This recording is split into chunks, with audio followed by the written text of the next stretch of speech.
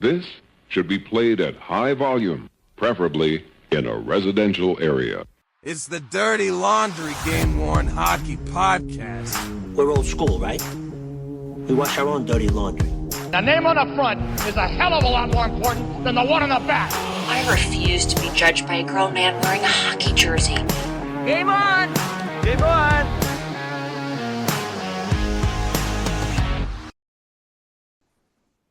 We are back with another episode of the Dirty Laundry Game-Worn Hockey Podcast, episode number 70. Paul Rank, Wade Hampton with me this evening, recording this the night before Thanksgiving, so everybody will be stuffed tomorrow, and a lot of us have prepped to cook stuff or clean the house or any of that kind of stuff. So, gentlemen, are you ready or going somewhere else? We're just hanging around here having a nice laid back day. So we're ready. So I've prepped nothing. I've done nothing. I am prepared to be 5 pounds heavier tomorrow. And so next show I will be 5 pounds heavier. Aren't we all? As if I'm already not heavy enough, but no. But on that, just to start, I do want to tell you guys how thankful I am for the show and for, the hobby and what we all do. So pretty great. Pretty great to do this the night before. Yeah, no, perfect, call. And I appreciate that. And I think we're thankful to all our listeners that give us the feedback, want to come on and all this stuff. Because all of you as listeners are supporting us and it means a lot. I mean, it's not like we make money off this thing or get any other than pats on the back and, hey, thanks for covering this topic or whatever. We're doing it because we enjoy it and have fun. Now we do get the great swag from Mitch, though. Well, that's true, and we always appreciate Mitch, and might as well just bring him up now with the drink your face off line of bottle openers and his clothing line that seems to be growing every time I see him post about it. So, and speaking of drinking, having a little and especially it fits with Thanksgiving, Knob Creek smoked maple small batch bourbon. So very good stuff. So cheers to everyone. It does have that nice little maple flavor in there. So if that's your thing, I do recommend it. So I will say I'm still fending off allergies. So I'm actually drinking tea, which is I can't believe I'm actually drinking tea. Yeah. And yes, the Dr. Pepper is always in the building. Again, we pick on you for that, but that is one of my go-to sodas when I'm having one. So I applaud that every single time, Wade. I'm a man of consistency. Yeah. And patiently waiting on that sponsorship deal. Right. Any day we hope to hear from them. Yes. I want to thank Megan Cole and Devin Cook again. Most people probably saw my post. Originally, I was in Orlando all last week and had set the podcasts to drop while I was gone. But after we finished recording the show the week before, I was completely exhausted, went to go upload the show and actually dropped in the wrong video. So a lot of people watched the video Friday morning. I had to go back and fix that. So basically you got two podcasts for the price of one released at the same time. A lot of positive feedback on Megan and Devin, and we really appreciate them coming on. And it was a lot of fun. I know we will have them on again. So a lot of comments, and I want to even say too, Devin sent me a screenshot, and I'll have to reach back out to see what the feedback was.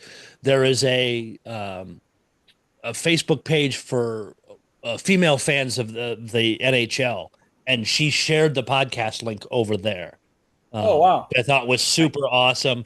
So we really appreciate the support and hopefully maybe gain us some more listeners or help some more people understand what we do as hobbyists. And again, they were both awesome on the show, and I hope they got a lot of feedback from that post. But I'll follow up with Megan and Devin on that, kind of see what they saw. Around the hobby, a lot of auctions going on right now. You've got classic auctions that ends December the 3rd. There's still a lot of good pricing on different things there. So good to see that. My Gray, McDavid equipment that closes on December the 5th. NHL auctions, Sabres Global Series, their set 3 alts both close on December the 1st.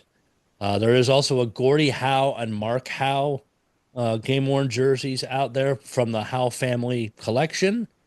Penguins, they have the jerseys for warmth. It's a special fundraiser they're doing. The jerseys were worn on November the 19th, and that auction ends December the 6th. Heritage auctions, they have a mix of decent things out there. I think we touched on this early on when they were going to launch, but they now have 9 days and under to go. There's a 2018 Torrey Krug Boston Bruins that's been photo matched. A 69-70 Barclay Pueger St. Louis Blues jersey, currently at $1,500 with 9 days to go. 73-75 Terry Ball Minnesota Fighting Saints WHA game worn jersey. The 86-87 Arched Blues Bernie Fedorko. It's currently at $460 with 9 days to go. I think and I've seen some other auctions show up places, including on Classic, with these white blues and the peeling numbers, and I think that's scaring people away. And Wade, you know a lot more about that than I do. Yeah, sorry, I had to get up for a second. Oh no, you're fine. I just, I think we just discover every auction how fragile the market is on those, because again, they're out there and they're way cheaper than any contemporary jersey of the same player in one of the either previous or later styles. Kind of a sad thing, and until somebody figures out a way to save them, I think that it's going to end up being a jersey that in the future is in good shape, very rare, because I think they're going to continue to deteriorate and end up falling all the way apart as they continue to age and aren't cared for correctly. So that's going to be a fun thing to watch, 10 or 15 years down the future to see what those look like in that, level. So yeah, for sure. A couple other ones out here, a 14-15 Jonathan Taves Blackhawks practice jersey, currently $260 with 10 days to go. A 90-91 Gretzky game worn signed Kings jersey, currently at $36,000 with 9 days to go, and a 97 Mario Lemieux Eastern Conference Finals Game 2, currently at $8,000 with 9 days to go. The Oilers did an auction through NHL auctions, and then the next day dropped jerseys on their store page. And I want to talk a little bit about some of the thing. Paul, I know you were keeping a close eye on that, messaging us about it, but just touch some of the pricing of these were the Stanley Cup final game worn white set 1, which were worn for 2 road games against Florida, game 2 and game 5. It actually depends on the player. Okay, I'm sorry. The first one I was looking at was Draisaitl here, so I was just going off that one. Yeah, and the thing with the Draisaitl worn for game 2 and game 5, I think that was the one without the A. Yeah, you're right. Yeah, Draisaitl with the A was worn in games 1 and 7, and that the Draisaitl with the A went for a little bit over $16K. And the one without went 11,724.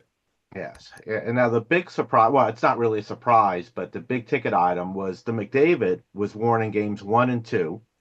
2-game wonder, some visible wear on it and stuff. Sold for $68,352. 71 bids on that too. Oh yeah, that was insane. And it kept I actually I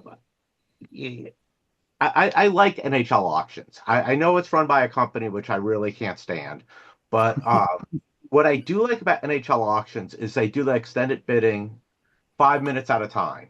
So if you place a bid in the last 5 minutes, it just sets the clock to 5 minutes. So the McDavid probably went on for like 45 minutes or so after the original starting close by people just keep bidding on it. I think it was at 40K right before the close, and it just kept shooting up. And I didn't know if we're going to see any end in sight on that. And yes, it is Canadian money, but that's still a pretty hefty price tag at 68K. So Yeah, that exchange rate is nice, but well, and that's though is U.S. funds though from NHL auctions, correct? oh no, I'm sorry, you're right. My bad. It's the damn allergies again.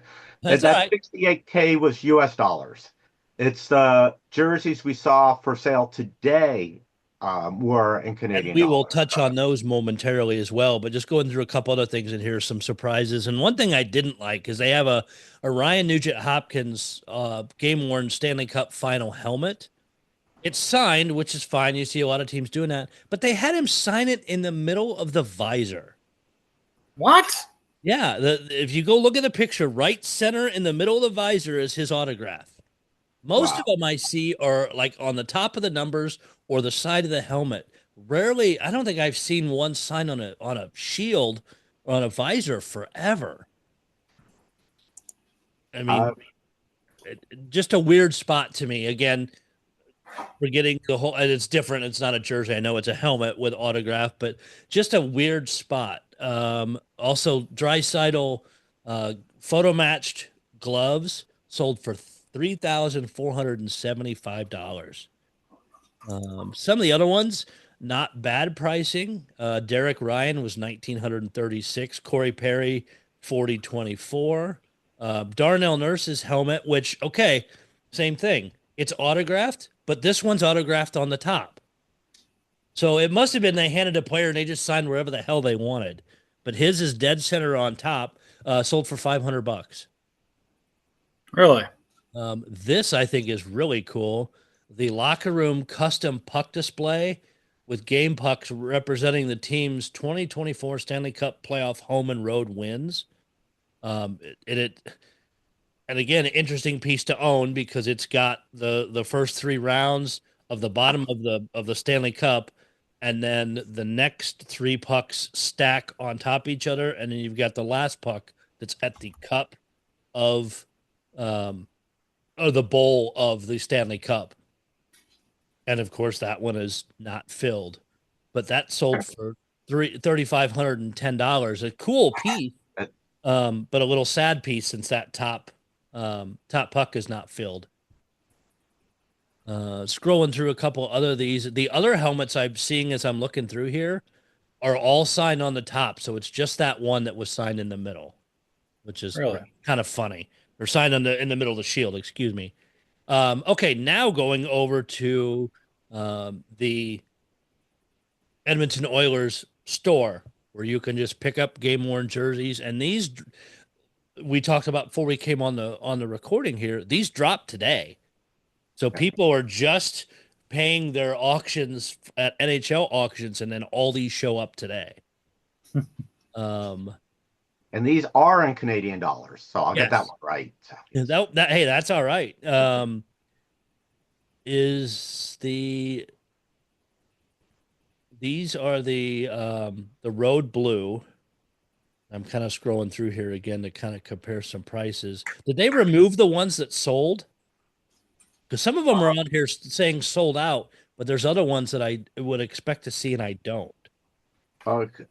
I thought there was a couple that, but McDavid on here sold for 22,500, and it was worn. And again, I appreciate we were talking about this for the show. I appreciate in the details it tells you how many games it was worn in.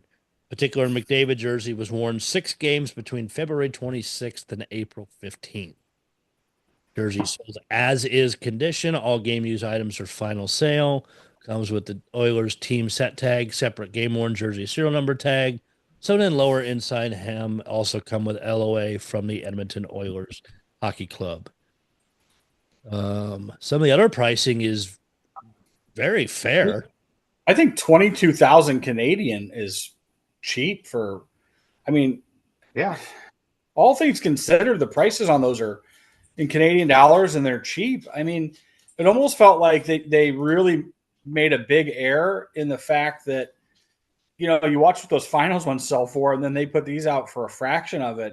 It's almost like you probably assume somebody was sitting there saying, "Hey, maybe we should bump that up to 30." Like it's about 15,691 is what the exchange rate is. So US would be 15,691 from the 22. Correct. Yeah, 15,000 is a steal. I mean, you can see what some of the people have when you see a McDavid drop, and there's a couple people that have him out there. They're certainly not under 20,000. So that's a steal price. Whoever got that should be licking their chops. So the Corey Perry at 1,500 is 1,069. Yeah, great number. And the bulk of the jerseys were 500 to 1,000. Yeah, there's some great deals in there. Yeah, and say what you want. Edmonton's jerseys have always been, since I was a kid, one of the best looking jerseys in hockey. The color combo, the crest. One of my first NHL game worn jerseys that I had that I'd actually kill to get back was a Zdeno Seeger 90-91 Edmonton Oilers jersey. And somehow I got rid of it in my mid-youth, and it's a jersey I would probably kill to find again, but I think it's actually in Europe. Just beautiful jerseys. Got off on a rant. For sure. And you pointed this out, Paul, when we were looking at the site before the show. You scroll on the bottom, and a nice big picture of Zach Hyman, the back of his jersey says, "Looking for Zach? Zach Hyman's 23-24 game-worn Royal Set 3 is not available at this time." I kind of like that disclosure, though, because if you don't see the jersey in the list, of course, everybody's going to reach out to the store going, "Hey, I want this. Where is it?" At least they put it out front saying, "Not available right now." And will it be ever? Don't know. But it's interesting that it's not there. I mean, maybe he took it with the CBA stuff, or I don't. And again, I don't know how the Oilers do theirs. But interesting that they at least put that at the bottom. Yeah, no, I did greatly appreciate seeing that, because that was the one jersey I was looking for. And, I started looking at them fairly early. Johnny posted in the main group, I think within 10, 15 minutes of them being posted for the Oilers. So we had shots at a lot of these, but that's the one I would have liked to have seen. And again, thanks to the collectors that post stuff like that, where it's a drop this way, because a lot of people may miss them. And I don't know if the Oilers send emails out if there's an email list that, "Hey, these have now shown up online." But it's nice to see that sometimes, especially with big teams like that, where everybody's trying to get Oilers stuff and that. There are still quite a few left also. Yes. So if you are listening to this on Thanksgiving, I'm guessing, day after, there still might be some left too. I'm surprised these have not sold out quickly. And that's something, thank you for mentioning that, because it just all of a sudden clicked with me, mentioning Thanksgiving again. I'll be curious how many teams do some kind of Black Friday sale, possibly on their game worn page. I know the Blues don't have any jersey other than practice jerseys or a handful of training camp ones left, but they've dropped some gear yesterday and some other stuff. And the site for at least a few more days is 20% off.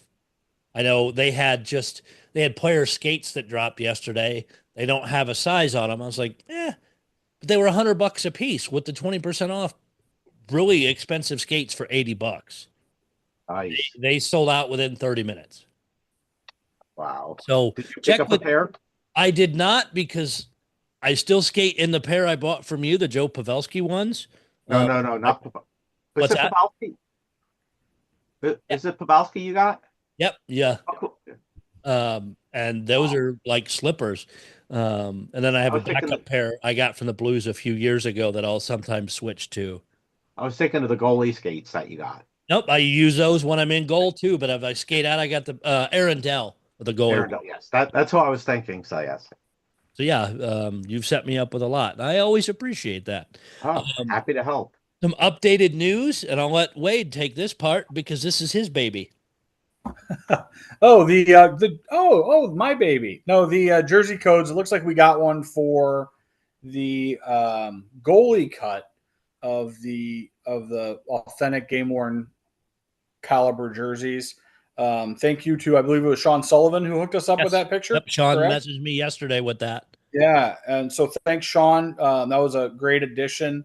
And I'm actually trying to look it up so I don't say it wrong, but I believe it was 0355 is the regular one, and 0356 seems to be the goalie cut for the ones the players are wearing. So that's another add to our list of codes, and it'll be nice to see how we can keep adding that on, because a lot of teams are going to be coming out of set one very soon.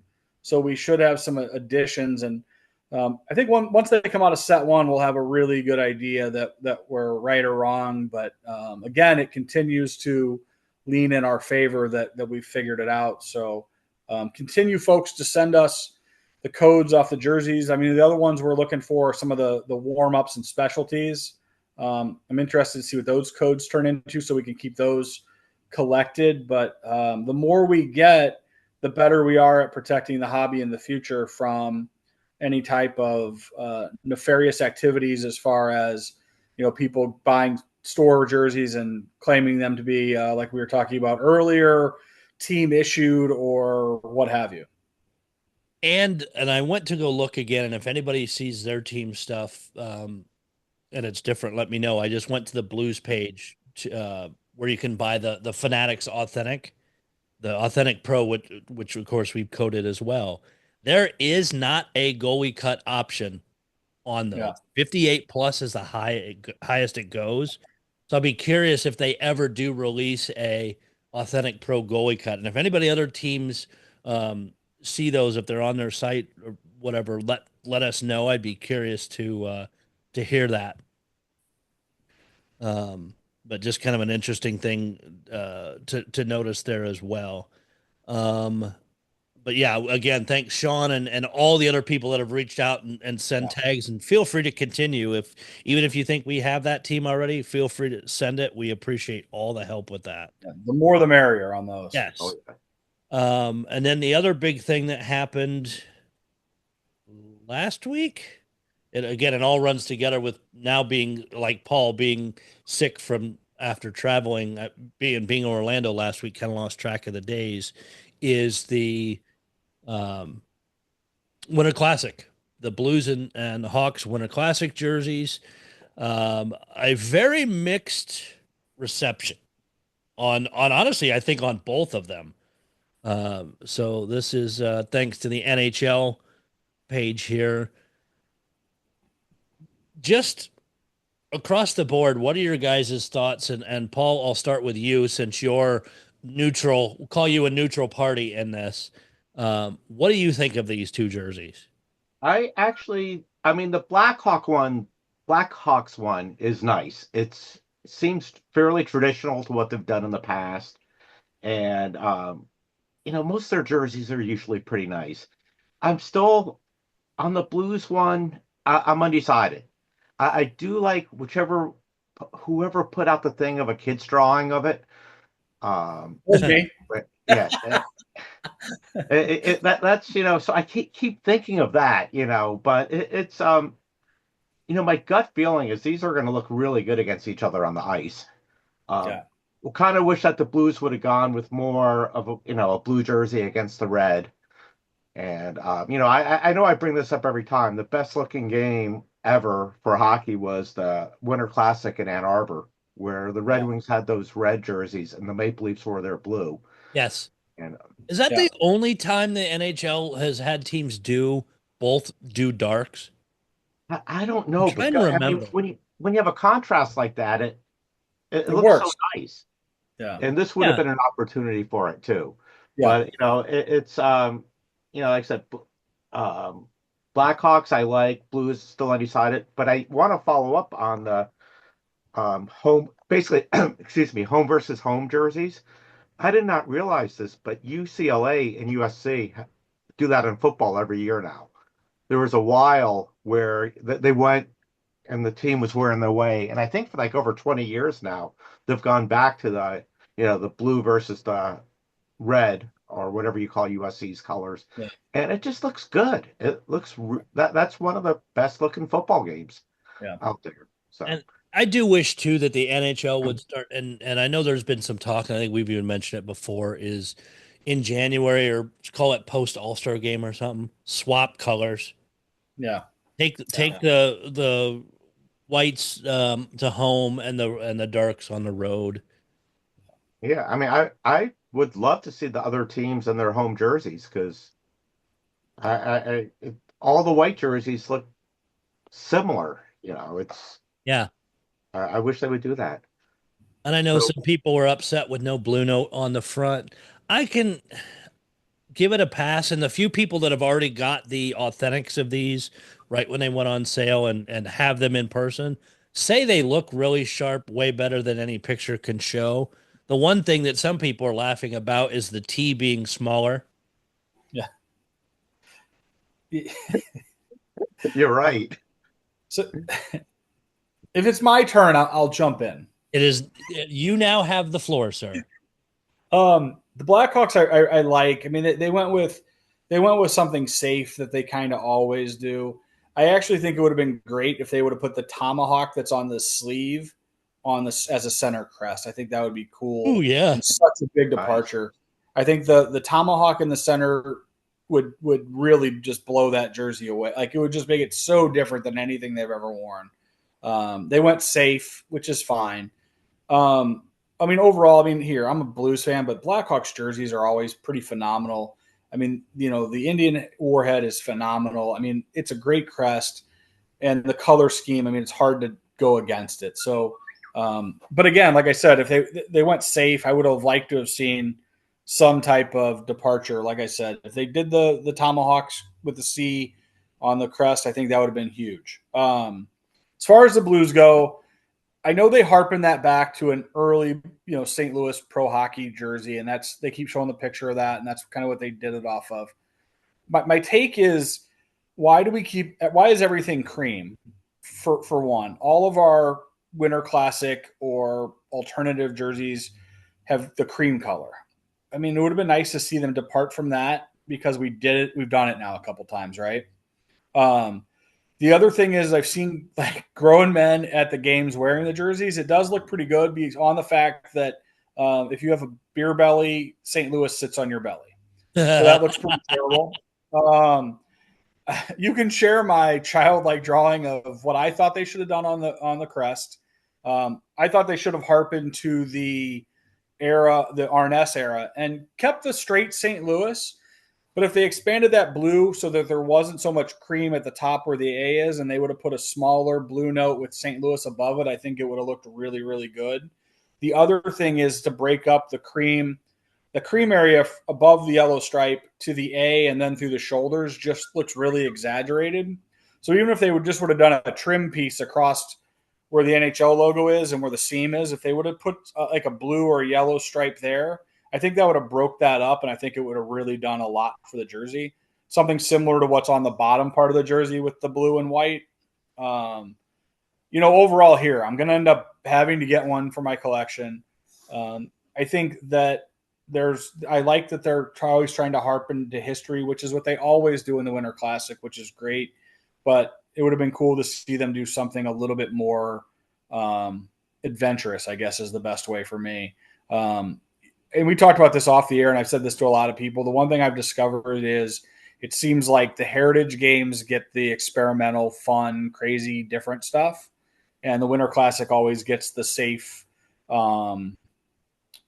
safe kind of old school classic thing, which is kind of funny because the heritage game is the heritage game. So do that there and then make the Winter Classic exciting and different. That's really my take. I love the numbers and I love the lettering on the jersey. I would have liked to have seen them do a couple little takes that could have really blown it up. Yeah, and it looks like on the Blues they're doing felt numbering again. It's hard to tell on the Hawks.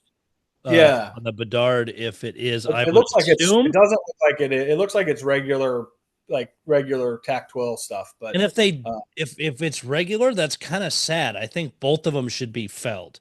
For sure. Yeah. I would have liked to have seen. I do love, like I said, I love the letters and the numbers. I actually think this is the first time I'm ever going to say this, to break up that area when they wear them outside of the Winter Classic and they put the sponsor patch on it. I actually think that's going to help a lot. So the ones they wear after the Winter Classic, I think will look better. because I think that space there, that overlay of cream with the breakup of the sponsor patch will actually help the jersey substantially. And I guess here's a question, because we don't know, is post Winter Classic, because you have the Blues Winter Classic patches on the shoulder. Do you then drop a second blue note there? Because it's going to look odd if you have one blue note on one shoulder and nothing on the other. Yeah, I'm sure they will. That'll be pretty much par for the course. At least they didn't put two inaugural season patches on it like the idiots in Utah. Right. But it'll be. I can't wait to watch the game. I think it will be fun. And as a reminder for anybody that doesn't know, it is actually on New Year's Eve and not New Year's Day. I'm actually excited about that because, I think the NHL has been fighting college football for New Year's Day quite a bit, and they try to play it during the day, and the timing of it is always a little rough. So I think New Year's Eve is a better play for the NHL on it. The one thing I miss is, if you remember the first couple of years, they always did on HBO, they did the lead up to the game, or they followed the players and all that. I think that always added a little bit of an excitement to it. And it also introduced the teams and the players to out of market fans.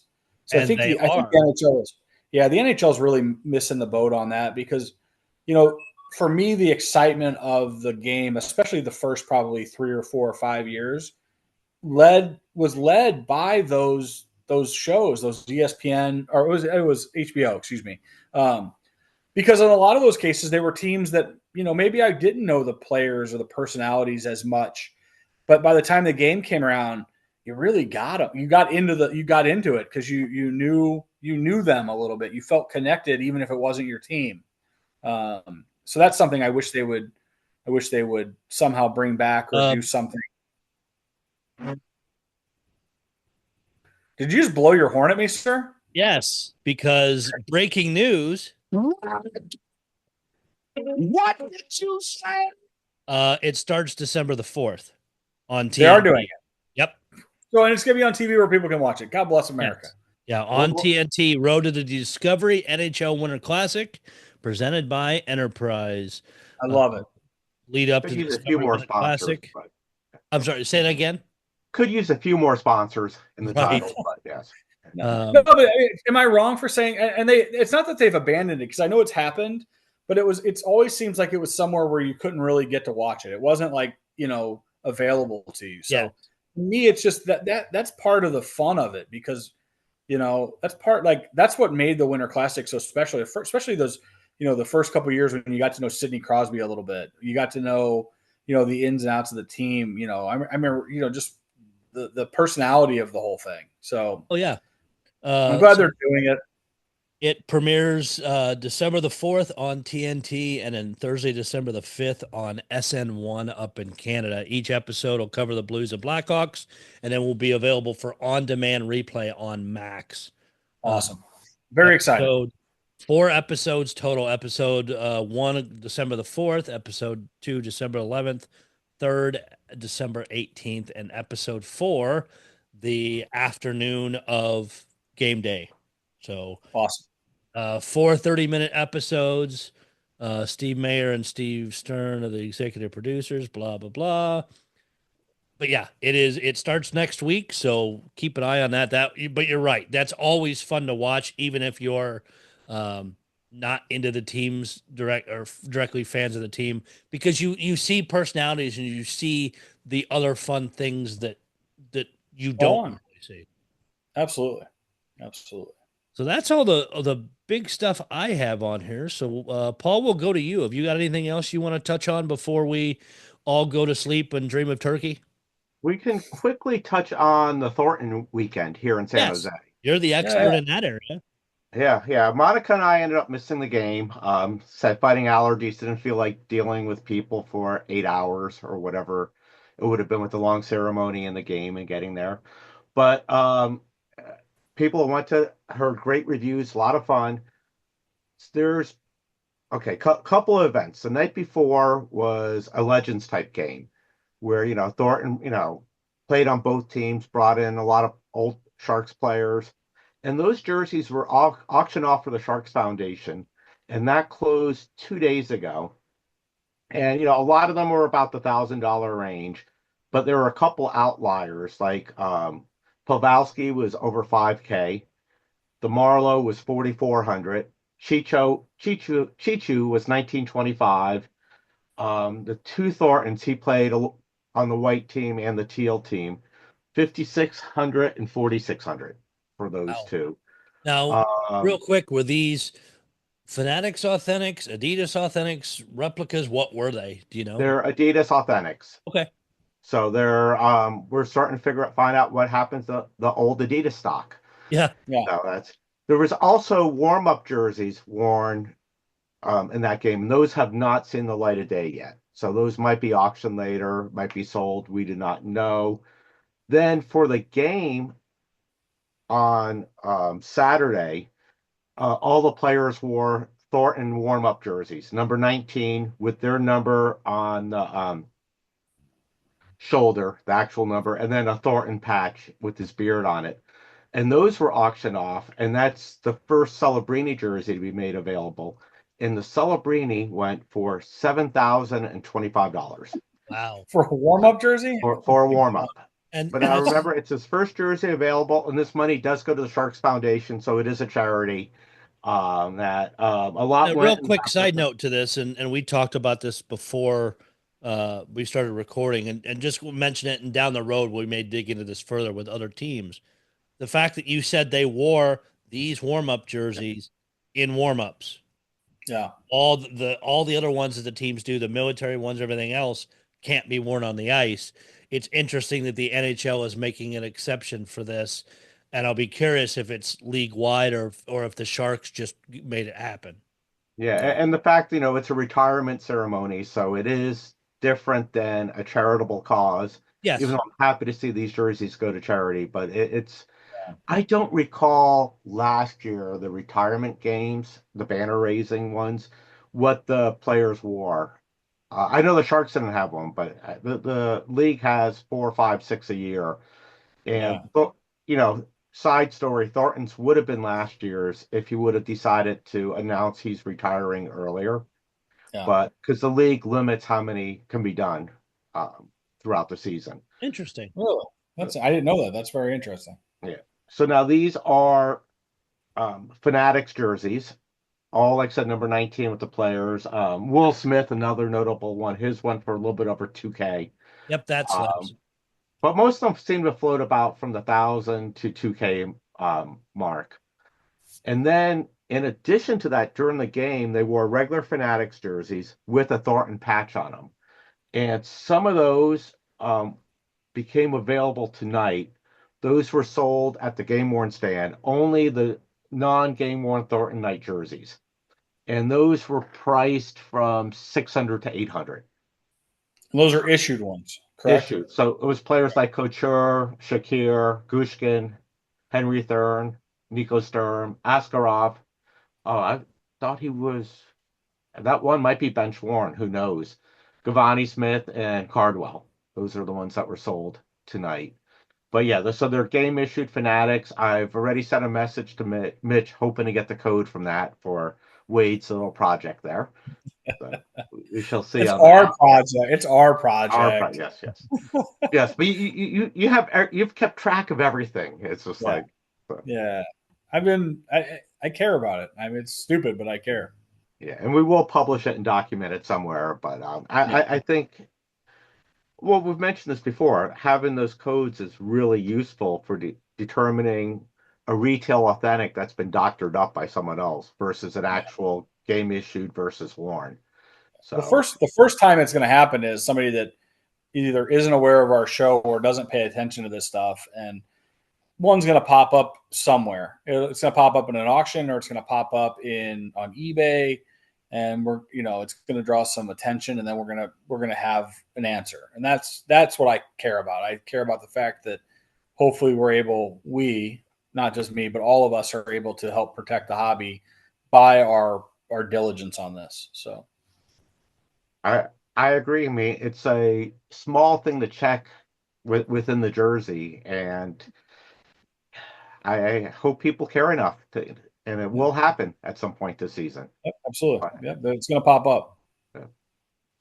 so that's it for the Sharks weekend. And it sounds like it was a great time. Wish Monica and I could have been there, but we'll wait for the next retirement ceremony. And if you want a good laugh, and I've heard some of the individual audio clips, I haven't had a chance to sit down and watch the whole retirement ceremony, but there's some fantastic stories, a lot of humor, some really interesting things that came out of it, and just the volume of players that were there. He's just such a respected guy across the league, even. I mean, not just with San Jose. But it was just really fun to hear some of that and hear some of those crazy stories. All right, Wade, what you got? Nothing. I'm really, the one thing I did mention to you off the air, and I think I said it in our little chat that we have, was how I'm excited for. Obviously, I always collect our AHL affiliate of the Blues, and Springfield's doing an Indians throwback night, and they're wearing like a '79 Springfield Indians jersey, which I just think is absolutely fantastic. So I'm excited for that. Just ready. I'm really excited for these first set ones that drop across the league. And I really, I want to get my hands on a couple of these Fanatics jerseys and let other people get their hands on them. I want to see what the wear looks like. And I think that's an exciting thing that should be coming up on the next couple shows. And I know that we've discussed doing a wear show and kind of piggybacking off of a fantastic show that the Migrays guys did. Because I think that's such a fun discussion, but I'm really excited to see what these Fanatics jerseys look like and see how they held up, in a set one scenario. Yeah. And a lot of the teams are really getting close to switching out of set one. Yeah. We should start seeing some teams put those out there. So yeah, if you've, I know, Paul, I know Logan gets a bunch of pictures up close and you sent us some stuff, but I'd be curious to see if others have captured things like that as well. Sure. Yeah, it's exciting. So, how many views are we at now? We are at over 17,000. Yep, almost 18,000 total listens across all the platforms. So we thank you guys for all the support with that. We've got a lot of fun stuff coming in the works. So it just as we get in the holidays, we're going to still crank out the shows. It may just could be on an alternate schedule or stuff a little bit. Need to sort that out. But yeah, we've got some really cool plans. And you mentioned mentioned Migrate just a second ago too, Wade. For anybody who has not listened to that, go listen to all their shows, the Tales from the Warehouse, but especially go listen to the last one. I thought it was phenomenal. They get into discussions as such of the term of hammered. How much has that changed? That definition changed from 90s era jerseys to current stuff. Yeah. They get into discussing wearing jerseys to go watch a game. All these different stuff is we've had Scott Lynn on our show not long ago. He hosted it, and it's guys from Migrate on it. It is a fantastic discussion. So if you had not listened to that, please go listen. And then we kind of want to do a roundtable off of it a little bit down the road and kind of bring up some of those topics with a bigger group. So that is on the horizon. I'm excited to hear people talk about. They did bring up flippers and people who flip jerseys. So I'm excited to hear some more on that. I think that's kind of like a taboo talk in the hobby because nobody wants to hurt anybody's feelings. But I think that a lot of people do have feelings about, that. So that was another thing that they talked about, which I found to be very interesting. Yes, so. and it was a very interesting with the three guys, what their thoughts were and their feelings on it. And again, it's one of the most fascinating discussions on these kind of topics. And like I said, we didn't want to come in right behind them and say, well, now we're going to talk about this. But I do want to give people a chance to make sure they hear that show and then kind of leap off of that as a discussion that we do want to have as well. Like I said, we'll do some kind of a roundtable with a bigger group of people, so it's not just a few discussing it. Get a lot of different opinions on there. Anything else, gentlemen? No, I thankful. hope, again, most people listening to this, because I won't be able to get it edited until Thanksgiving evening. We'll be hearing it the day after Thanksgiving. But I hope whatever you made or whatever you went or food, whatever you did for your holiday was nice, enjoyable. You hung out with family and just had a nice time. I know My Gray's sale, I think, launched yesterday. Their holiday sale. Check with your team, see if they're doing stuff. I got on somebody's page just a minute ago and saw they were having a sale on some stuff, and I already forgot what team it was. So check with your Authentics team. Maybe they're doing things. So, but again, enjoy the holiday, enjoy the long weekend, and we will see you back again next week with yet another episode of the Dirty Laundry Game Worn Hockey Podcast. For Paul Rank, Wade Hampton, I'm DocNoyes, and we'll see you back for the next show.